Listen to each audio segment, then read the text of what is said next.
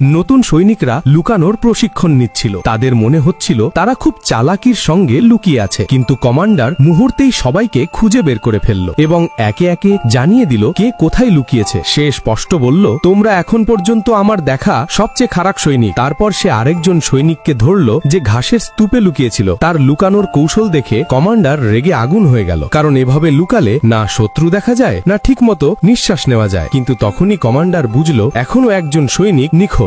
সে পুরো এলাকা খুঁজে ফেলল, তবুও তাকে পেল না। সে অন্য সৈনিকদের জিজ্ঞাসা করছিল, হঠাৎ তার পায়ের নিচ থেকে এক শব্দ এলো। আসলে সে সেই নিখোঁজ সৈনিকের হাতের ওপর পা দিয়ে ফেলেছিল। সৈনিক ব্যথায় চিৎকার করে উঠে এলো, আর এটা দেখে কমান্ডারের মুখে একটুখানি হাসি ফুটল। কমপক্ষে একজন তো ঠিকভাবে লুকাতে পেরেছিল। বাকি সৈনিকেরাও তাকে সাহস দিতে থামস আপ দেখালো। এরপর কমান্ডার সবাইকে শেখাতে শুরু করলো কিভাবে শত্রুকে মুহূর্তের মধ্যে অচেতন করা যায়। এটা শোনার পর নতুন সৈনিক নিজের ঘাড়ের পেছনে হাত বোলাতে লাগলো। তার কাছে ব্যাপারটা একেবারে সাধারণই মনে হচ্ছিল। ঠিক তখন কমান্ডার বলল, শুধু হালকা এক আঘাত আর মানুষ সঙ্গে সঙ্গে অচেতন। এই শুনে সৈনিক নিজেই নিজের ওপর সেই কৌশলটা প্রয়োগ করলো, আর পরের মুহূর্তেই ধপ করে মাটিতে পড়ে গেল। কমান্ডার হতভম্ব হয়ে বলল, এটা কি হলো? তার এক সঙ্গী বলল, স্যার, ও নিজেকেই টেস্টের শিকার বানিয়ে ফেলেছে। এটা শুনে কমান্ডার স্তম্ভিত হয়ে গেল। 10 বছর ধরে সেনা সামলানোর পর এই প্রথম এমন সৈনিক দেখল যে নিজেকেই এত নির্মমভাবে শাস্তি দিতে পারে।